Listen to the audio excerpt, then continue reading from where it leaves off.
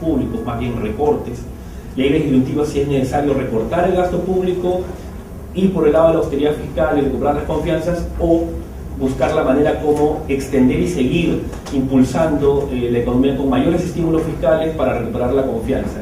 Ese es un poco el gran debate académico.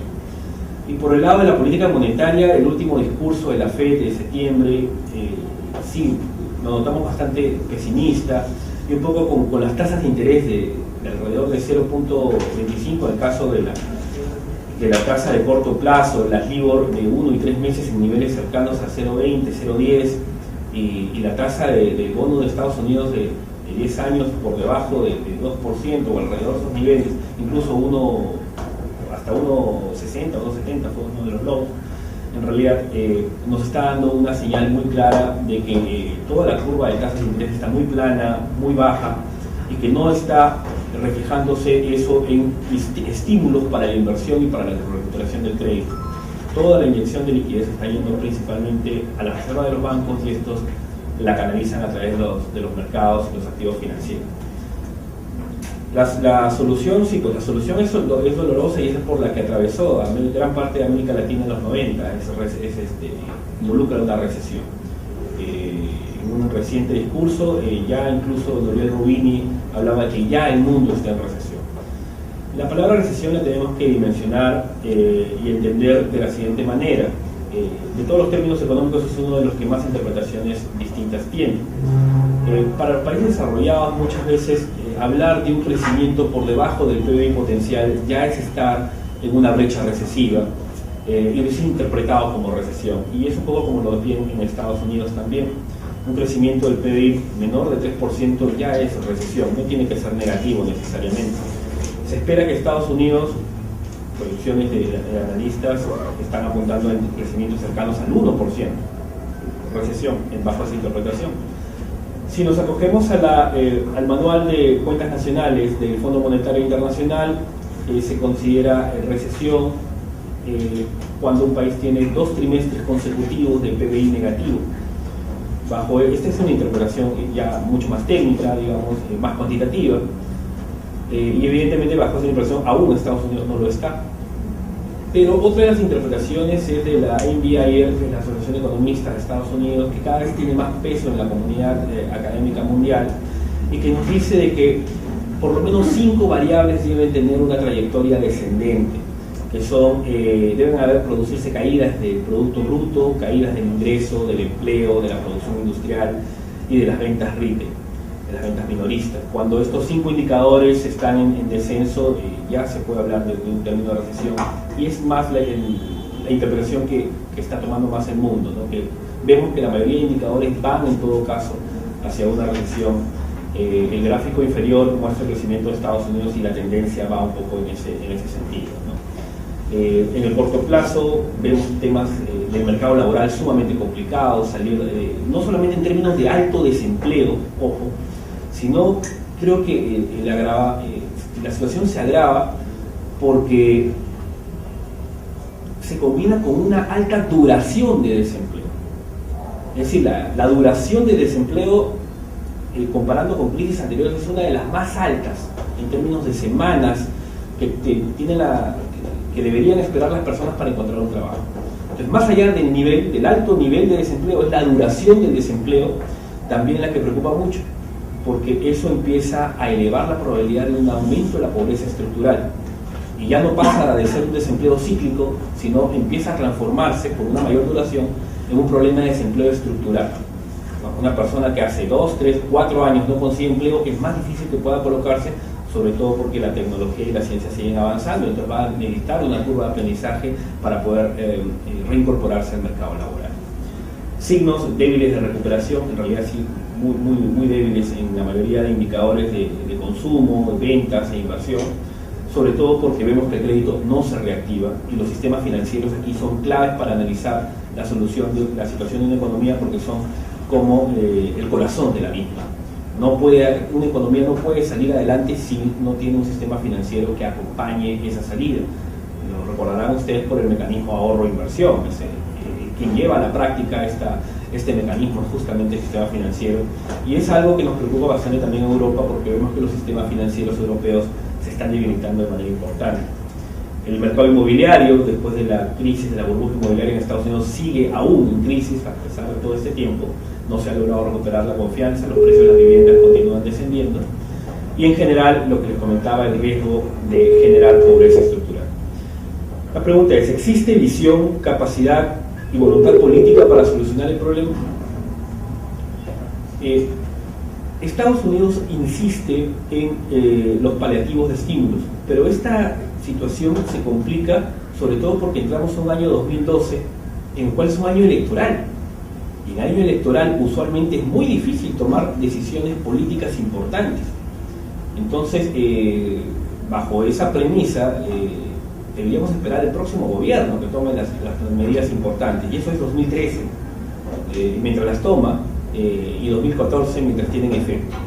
Entonces, eso sí es preocupante porque al no haber voluntad política, lo que vamos a observar es una mayor agonía, ¿no?, en el comportamiento de estas economías de países avanzados. ¿Y cuál es la disyuntiva de la eurozona? Muy similar a la de Estados Unidos en realidad.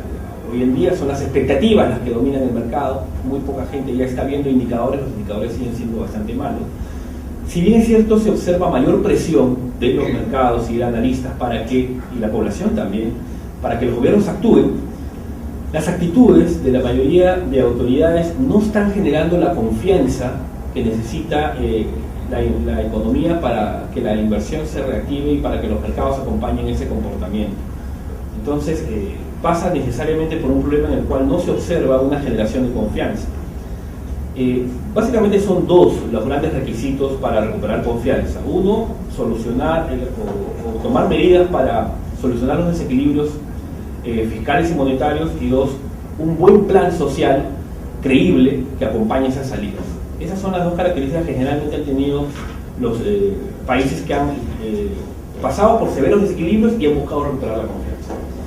Hasta el momento algunos países europeos han sido sí más agresivos en medidas de austeridad fiscal que por ejemplo Estados Unidos, pero falta el segundo elemento, que es que no hay programas sociales creíbles que acompañen decisiones políticas y que acompañen también a la población en estos caminos, ¿no?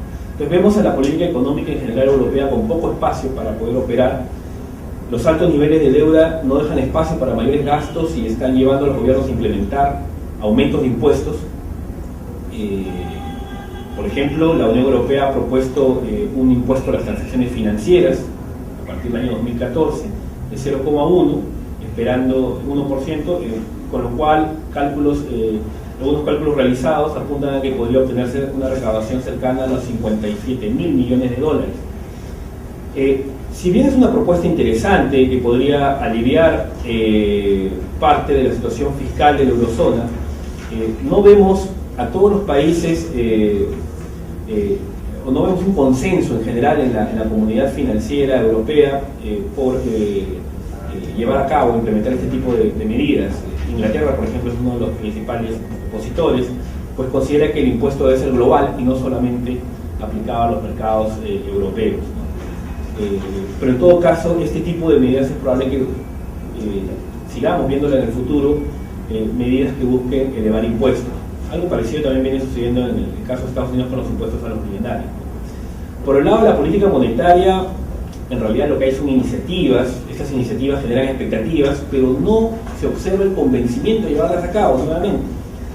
Busca ampliar la facilidad europea de estabilidad financiera, pero finalmente son gobiernos quienes deben aportar fondos para este fondo de estabilidad financiera, y los gobiernos que se encuentran relativamente bien, y las miradas recaen ahí en Alemania. Se ha observado, ya se tomado medidas al respecto de recorte de líneas de corto plazo a la banca europea, ¿vale? Y sobre todo a algunos bancos franceses, italianos, se les han recortado líneas. La respuesta sí del Banco Central Europeo y conjuntamente con otros bancos centrales ha sido inyectar dólares. Esta situación me hace recordar mucho a lo que pasó en 2008 con la banca norteamericana, y nuevamente surge la idea de la Unión Europea de la necesidad de capitalizar los bancos. Esto es algo sobre lo que se ha insistido mucho, incluso se llevaron a cabo unos stress test que al final de cuentas en la actualidad no han reflejado realmente la situación de los bancos europeos, ¿no? y al Banco Central Europeo le queda muy poco espacio para recortar tasas o tomar medidas como ampliar la compra de bonos, una especie de QE a los Estados Unidos.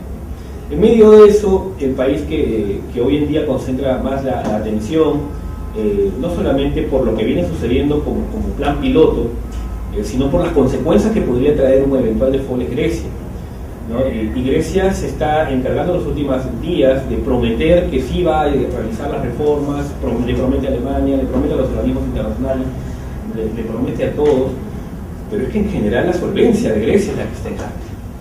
¿Okay? Cuando ya uno llega a ese nivel, las dudas sobre la solvencia del país se agravan de manera significativa. El Congreso de Grecia acaba de aprobar ayer un nuevo impuesto a la propiedad que eventualmente se ha traducido en fuertes protestas sociales, y esto va a ser algo común, creo yo, en el escenario 2013-2014. Los desequilibrios económicos nos van a llevar necesariamente a desequilibrios sociales en estas zonas, y la única, como ha sucedido también en el norte de África, los fuertes desequilibrios sociales llevan a cambios políticos. Entonces creo que antes de observar una solución en la eurozona y en Estados Unidos, debemos ver cambios políticos. La solución va a pasar, desde mi punto de vista, por cambios políticos en Estados Unidos y Europa, para que después esos nuevos políticos, con un nuevo shock de confianza, puedan implementar las medidas fuertes al inicio, así lo apunta la experiencia empírica, y ver una salida de esta situación en un horizonte de mediano plazo.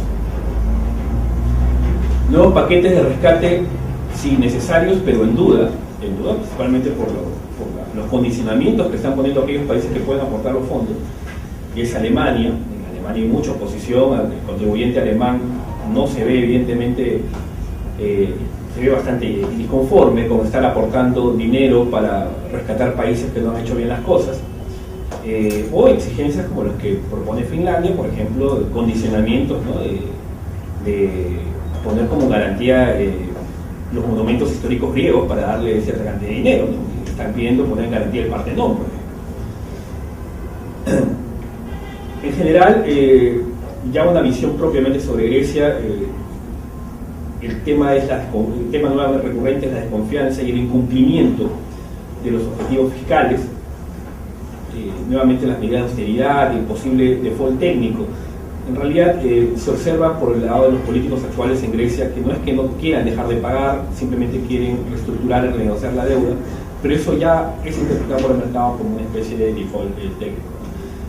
Evidentemente, con una tasa de rendimiento de los bonos de 10 años, que son los benchmark de cerca de 22%, es imposible seguir financiándose fiscalmente a esos niveles. Usualmente uno toma como referencia que la tasa de rendimiento de un bono de 10 años no debería exceder la tasa de crecimiento del PIB potencial de ese país para que sea fiscalmente sostenible. Un límite que se considera, un nivel que se considera como límite es alrededor de 5%, sobre todo para economías desarrolladas, ¿no? Cuando una economía desarrollada tiene un rendimiento que supera el 5%, entonces la probabilidad de que esa deuda se vuelva impaga es cada vez mayor. Y miren en el gráfico podemos ver la cantidad de países que tienen, bueno, Grecia está con un yield de 22%, por eso justamente la probabilidad de default técnico es muy alta. Portugal está con un yield de alrededor de 12%, también es insostenible. Irlanda con 8%, Italia con 5.6%, ligeramente por encima del umbral, por eso que también hay muchos temores de que la economía italiana pueda estar arrastrada por estos problemas financieros. España está con alrededor de 5%, Francia con 2.7% y Alemania con un rendimiento de 2%. Entonces, sí hay buena preocupación por buena parte de Alemania, que vemos que estos rendimientos, lejos de bajar, más bien cada vez están subiendo más. Estos gráficos también muestran un poco ese mismo sentido, que son el comportamiento de los credit default swap, los especies de seguros, que las primas de seguro que uno observa para evitar la posibilidad de no pago, y estos también han tenido un ascenso significativo, no solamente en Europa. En Grecia llegó hasta los 5.500 puntos en el extremo, niveles sumamente elevados. Pero miren el gráfico inferior izquierdo, ya Italia teniendo un credit default swap superior al de España, incluso los PIGS, los países periféricos, todas las con tendencias altas y marcadas volatilidades en muy corto plazo. Como resumen,